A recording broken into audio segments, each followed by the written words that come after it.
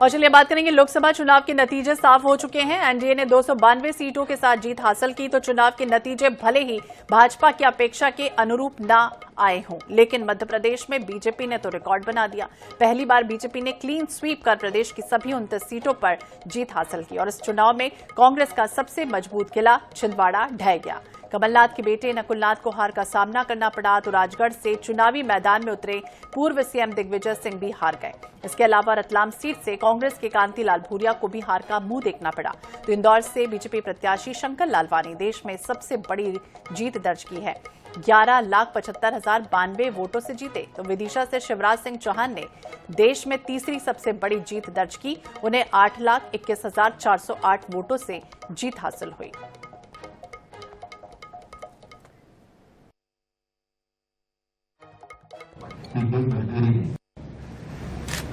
छिंदवाड़ा आने की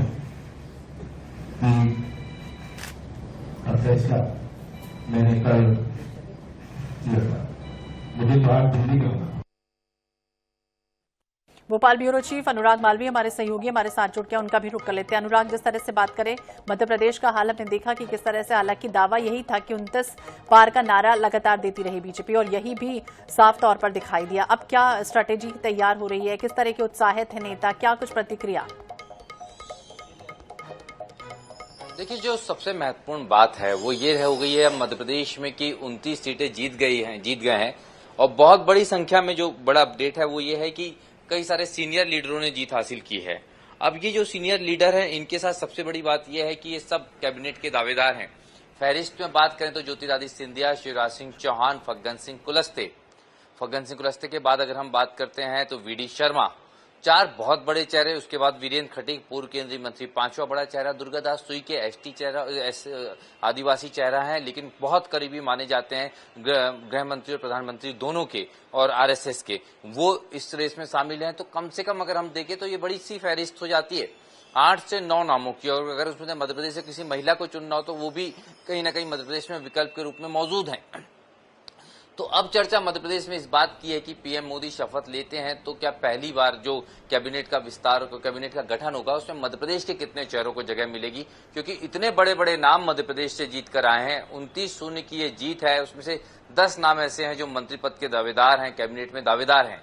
तो एक चर्चा तो यह है। दूसरी बड़ी बात यह है अब श्रेय की पॉलिटिक्स जो होती है उस पर चर्चा हो रही है। कोई कहता है कि लाडली बहना ने ही लोकसभा में, तो कहीं ना कहीं शिवराज सिंह चौहान का नाम आता है। वहीं दूसरी तरफ डॉक्टर मोहन यादव, वीडी शर्मा की युति की बात होती है।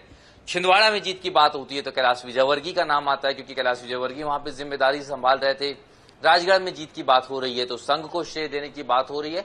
तो अब ये जो जीत का के साथ साथ दावों का, पार्टी के अंदर ही कई सारे का अपने अपने अंदर से दावे है। लेकिन इस पार्टी की अच्छी बात यह है कि खुलकर गुटबाजी सामने नहीं आती, लेकिन एक खुशी का माहौल है। आज भी हम मुख्यमंत्री डॉक्टर मोहन यादव के साथ थे, कल भी थे, आज भी उनसे बात हुई। कल तो स्पष्ट रूप से एक अच्छी बात यह थी कि मुख्यमंत्री जो खुद हैं वो स्वयं ये कह रहे हैं कि किसी एक व्यक्ति का एफर्ट नहीं है, ये पार्टी का कंबाइंड एफर्ट है और कहीं ना कहीं जो एकजुटता है उसके कारण इतनी बड़ी जीत हासिल हुई है। इस ऐतिहासिक जीत पे तमाम नेताओं के चेहरे पे खुशी है, लेकिन उसके साथ साथ उम्मीदें हैं। सबके लिए एक सेफ जोन तैयार हो गया है। मुख्यमंत्री के संदर्भ में बात कही जाती थी कहीं कि ऐसा होगा कि लोकसभा के बाद बदला जाएगा, ये वो, इन तमाम जो संभावनाएं उनको दरकिनार कर दिया गया, क्योंकि इतनी बड़ी जीत के बाद अब सवाल ही नहीं उठता बदलाव का। प्रदेश अध्यक्ष को लेकर जरूर बात है कि प्रदेश अध्यक्ष या तो बनाया रखा जाएगा या फिर उनको केंद्रीय मंत्री की भूमिका मिलेगी, क्योंकि 29 का स्कोर की अध्यक्ष में हेमंत खंडेलवाल जो चुनाव प्रबंधन समिति के अध्यक्ष थे उनका कद बढ़ना तय माना जा रहा है, क्योंकि उन्होंने ही इस पूरे चुनाव की कमान खूब संभाली थी और प्रदेश अध्यक्ष से लेके मुख्यमंत्री भी उन्हीं के कहे अनुसार कार्यक्रमों को और प्रोग्रामों को जो है फाइनल करते थे। तो वो चूंकि जिस जिले से आते हैं वहां से कोई मंत्री नहीं बना और वहां से उनका कद बढ़ना तय है, क्योंकि संगठन में तो बिल्कुल आप नजर बनाए रखिए किसका कद बढ़ेगा, कौन केंद्र में जगह पाएगा। बहुत बहुत शुक्रिया अनुराग बातचीत करने के लिए और जानकारी देने के लिए। और इंदौर में कैलाश विजयवर्गीय ने जीत हासिल जिस तरह से हुई है शंकर लालवानी की, क्या कुछ कहा है चलिए आपको सुनाते हैं।